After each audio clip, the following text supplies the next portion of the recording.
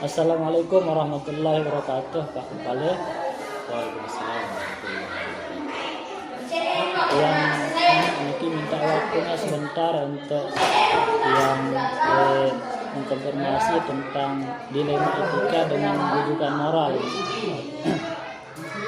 Selama ini menurut Pak Kepala niki bagaimana cara mengidentifikasi kasus-kasus yang merupakan dilema etika atau rujukan moral ini? Bagaimana cara membedakannya? Cara membedakannya, Ya, yang paling mudah cara membedakannya itu saat kita ngambil keputusan, tapi ada saja kami yang tidak puas dengan keputusan kepala sekolah. Dan itu keputusannya itu enggak baik menurut kepala sekolah dan sudah didiskusikan sama pihak guru, tapi tetap dia ada saja yang merasa keberatan dengan keputusan. ya, Padahal tujuannya adalah supaya tercipta keadilan. Dan kalau identifikasi rujukan moralnya, kami itu bertujuan supaya pemerataan, misalnya dalam kesejahteraan atau pemerataan dalam pendapatan siswa. Kami contohkan di sini kan waktu keputusan untuk membangun beasiswa, di sana banyak sekali masalah yang kami temukan. Padahal niat kami itu adalah supaya semua siswa-siswa yang berada di sekolah kami itu merasakan manfaat daripada program pemerintah tersebut. berarti secara singkatnya Pak Kepala untuk membedakan kedua niki apa kira-kira kata yang bisa kita ambil niki? Pembedaannya adalah Kasus dilema etika sama rujukan moral niki. Apa yang bisa membedakannya? Tadi kan ya. kalau membedakannya, misalnya dilema etika ini kan kita sudah memutuskan keputusan itu, Ya.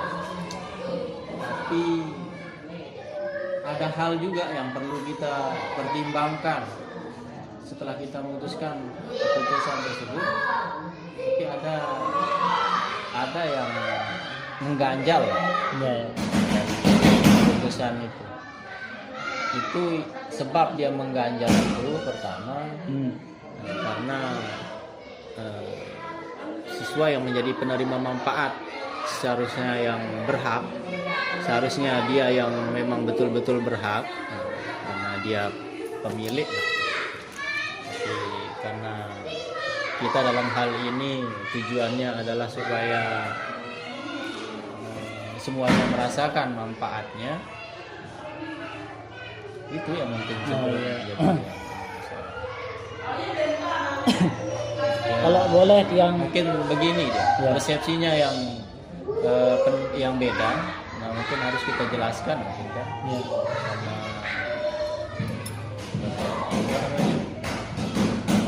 ini ya, peserta didik kita, lebih kita intensifkan penjelasannya, sosialisasinya. Harus kita secara baik dan betul-betul secara keluargaan cara menyampaikan. Mungkin itu.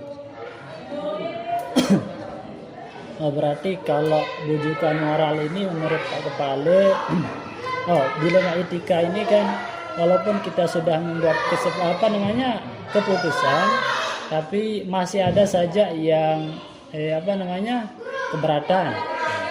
Padahal rujukan moralnya itu kan satu kan, Ya. tujuannya untuk keadilan. Nah, supaya ada anak peserta didik kita itu 3 tahun ya sekolah misalnya kan, dia tidak pernah mendapatkan beasiswa itu, tidak pernah merasakan manfaat dari beasiswa itu rujukan moralnya.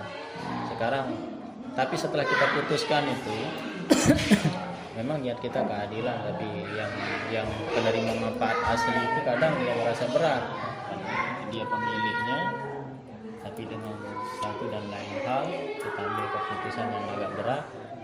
Nah, mungkin itu. Berarti maksud Pak Kepala niki misalnya siswa mendapatkan PIP Ya. dibagi rata maksudnya Iya, ini. itu bagi rata. Tapi setelah kita memutuskan itu kadang ya gimana ya? Ada yang tidak terima gitu. Kadang kita juga agak berat gitu kan. Iya. Sebenarnya kita berat karena memang kalau kita mengacu di aturan itu kan kita menyalahi aturan seperti itu. Nah, itu yang jadi kita melawan aturan tapi tujuannya baik. Nah, itu. Iya. Berarti ini sebagai contoh bujukan moral ya Pak Kepala. Ini ada yang melawan aturan tapi harus kita lakukan untuk keadilan gitu. Mau tidak mau lah. Ya. Kemudian selanjutnya Pak Kepala,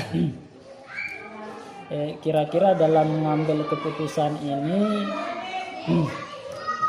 bagaimana caranya biasanya Pak Kepala untuk pengambilan keputusan ini, terutama dalam kasus-kasus di mana kedua dilema ini sama-sama benar Pak Kepala. Yang pertama, sebelum saya pemangku kebijakan mengambil keputusan, yang pertama saya pelajari dulu aturan terkait dengan hal itu. Kemudian setelah saya baca aturannya, kami kumpulkan atau kami ajak berdiskusi guru-guru, Ya. terutama bagian kesiswaan, bagian humas, dan kami tidak lupa juga mengajak untuk bagian komite. Anggota komite juga kami ajak berdiskusi, dan pihak yayasan juga perlu mengetahui akan hal itu, karena setiap keputusan yang diambil oleh kepala sekolah nanti akan berimbas kepada lembaga tersebut. Ya. Karena harus kami, sebelum kami memutuskan itu, kami melakukan musyawarah untuk mufakat. Jadi supaya nanti ke depan apabila ada hal-hal yang kira-kira tidak kami inginkan terjadi, jadi semuanya ikut tahu lah dan terlibat. Ya. Itu sih. Berarti walaupun di kepala sekolah tempat keputusannya tapi harus kita musyawarah. Iya, kami tidak berani ambil keputusan sendiri. Ya. Apalagi ini terkait dengan Pesantren. masyarakat sama lembaga. Itu sih. Kira-kira Pak Kepala niki ini pasti banyak sekali kasus yang sudah diputuskan selama ini. Pak Kepala sudah lama sekali menjadi kepala sekolah niki. Ada ndak kira-kira langkah efektif yang bisa diambil dari keputusan yang sudah Pak Kepala ambil niki, yang langkah efektifnya?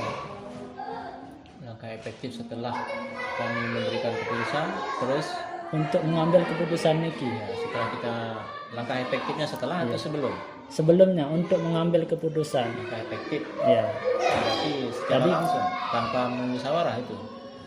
yang efektif secara kolektif, maksudnya yang dari masalah itu kan banyak sekali yang sudah diputuskan. Ada yang diputuskan misalnya memerlukan banyak waktu, atau ada yang diputuskan mungkin sebentar Pak Kepala. Nah, yang langkah efektifnya seperti apa untuk mengambil keputusan itu? Langkah efektif ya kalau memang sudah kita tahu masalah itu dan Ya. sudah kita ada pengalaman dalam hal itu, ya itu ya mungkin kami tidak akan perlu terlalu lama mengambil keputusan. Misalnya keputusan itu sudah pernah kita lakukan Ya. dan efeknya itu alhamdulillah bagus. Jadi kita tidak perlu berdiskusi atau musyawarah lagi. Karena itu memang sudah terbukti dan itu hasilnya bagus dan baik gitu lah. Jadi tergantung pengalaman dan menguasai materi Kasus. dasar-dasar atau kasus yang kita tangani. Oh, berarti kita ketahui dulu akar masalahnya lah. Ya, itu permasalahannya. Ya, mempertegas niki Pak Kepala, tadi sebenarnya sudah disebutkan niki. Kira-kira hal apa saja niki sebagai tantangan dalam pengambilan keputusan niki? Tantangannya sebenarnya banyak sekali. Kalau masalah tantangan dalam mengambil keputusan itu banyak sekali. Ya. baik dari ya tidak satu dua orang, penolakan, Ya. malah hampir kadang yang pernah kita ngambil keputusan ya, dan itu kita rapatkan dengan komite. Kami kumpulkan wali murid, Ya. ternyata tidak satu pendapat ya, yang wali murid yang satu dengan yang lain gitu. Ada saja yang keberatan, karena itu, dan yang keberatan itu kadang lebih dominan dia daripada ya menerima keputusan itu. Jadi ya, serba salah gitu. Tapi ada anunya lah, solusinya itu, cara kita mengatasinya. Ya. Kami ambil keputusan terbanyak mungkin ya, keputusan terbanyaknya dan yang berkeadilan. Ya. Itu yang tidak adil. Oh, berarti keputusan yang kita ambil pasti ada tantangannya ya. Ya, pasti.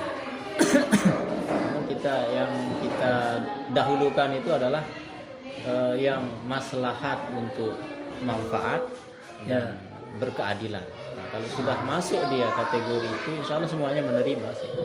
Memang dari awal itu pasti semuanya mengalami penolakan, mungkin karena ketidaktahuan atau mungkin belum memahami apa isi keputusan tersebut. Kalau sudah berjalan sekian lama, sudah dipahami dan dijelaskan dengan baik, insya Allah mereka menerima lah. Itu sih. Yang minta kesimpulannya dari cara memutuskan kasus nih Pak Kepala, sebenarnya sudah dijabarkan tadi. Singkat saja Pak Kepala, bagaimana caranya biasanya memutuskan masalah niki? Apakah Lungguh memberi membuat terjadwal atau ada proses-proses, atau spontan caranya mengambil keputusan? Dalam memutuskan suatu masalah, Ya. kami punya dua kategori lah. Ada kategori yang masalah itu besar, dan ada kategori yang kecil. Kalau dia kira-kira masalah itu besar, kami akan libatkan semua stakeholder yang ada di sekolah, yayasan, ketua komite, guru dan sebagainya. Namun kalau masalah itu kecil, mungkin kami tidak libatkan semua stakeholder tersebut. Kami cukup mengambil keputusan sesuai dengan apa yang menjadi dasar-dasar kebijakan yang berkeadilan. Mungkin itu. Dan kalau kami mengambil keputusan yang masalah yang besar itu, kami harus rapat, mengadakan rapat pertemuan. Berarti kalau kasus yang kecil bisa diputuskan langsung ya? Iya, bisa. Nah, pada saat itu juga. Kemudian selanjutnya Pak Kepala niki, kira-kira niki selama ini ada ndak orang yang bisa membantu Lungguh atau faktor-faktor yang bisa membantu Lungguh untuk mengambil keputusan itu? Ada, banyak sekali. Ya, sebenarnya kepala sekolah itu tidak jadi ujung tombak penentu keputusan sebenarnya. Kalau saya berpendapat malah masukan dari semua pihak itu kami tampung dulu. Tidak begitu serta-merta keinginan kepala sekolah itu menjadi sesuatu hal yang tidak bisa dirubah gitu, atau suatu hal yang mutlak dan suatu hal yang benar. Tidak, kami harus menerima saran-saran dari semua pihak tersebut dan sangat bermanfaat saran-saran tersebut. Misalnya keputusannya A yang kami merasa secara pribadi itu betul, baik, namun setelah kami berdialog, berdiskusi, bermusyawarah, ternyata ada saja hal-hal yang perlu kami pertimbangkan juga. Mungkin itu. Berarti lebih singkatnya kesepakatan bersama lah. Kesepakatan bersama. Misal ini Pak Kepala, misal ada suatu kasus yang masih merupakan dilema di stakeholder madrasah atau sekolah. Kira-kira ada ndak tempat Pak Kepala memberikan meminta saran atau pendapat perseorangan atau bisa saja faktor lainnya? Kalau masalah meminta saran itu pasti ada, Ya. karena kami kan di satu lembaga itu memiliki struktur organisasi. Itulah gunanya struktur organisasi tersebut.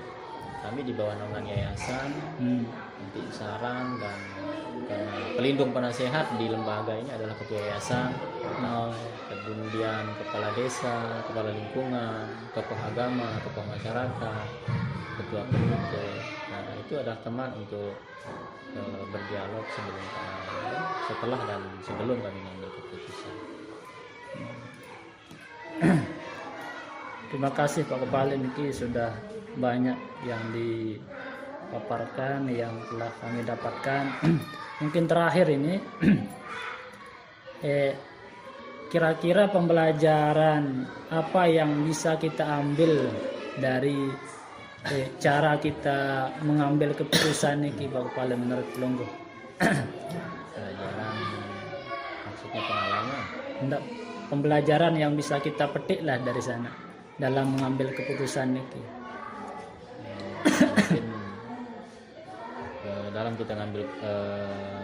dalam pengambilan keputusan apa pelajaran yang bisa kita ambil? Ya. Mungkin kalau yang ini kami mengacu kepada ilmu agama. Ya. Karena Rasulullah saja dulu yang seorang nabi dan rasul, seorang yang maksum, namun tetap dia mencari pendapat seorang sahabatnya yaitu Umar bin Khattab. Ya. Nah, mungkin itu, apalagi kita yang selaku manusia biasa yang tidak luput dari salah dan lupa. Mungkin itu yang kami jadikan panutan. Tidak ada yang rugi kalau orang musyawarah lah. Makoba manistasaro, makoba manistasaro itu. Iya. Tidak rugi orang yang bermusyawarah kan. Terima kasih banyak Pak Kepala. Mungkin itu saja yang ingin kali dari Pak Kepala. Mudah-mudahan ini bermanfaat untuk yang pribadi sebagai wawasan. Itu saja Pak Kepala. Terima kasih. Assalamualaikum warahmatullahi wabarakatuh. Waalaikumsalam.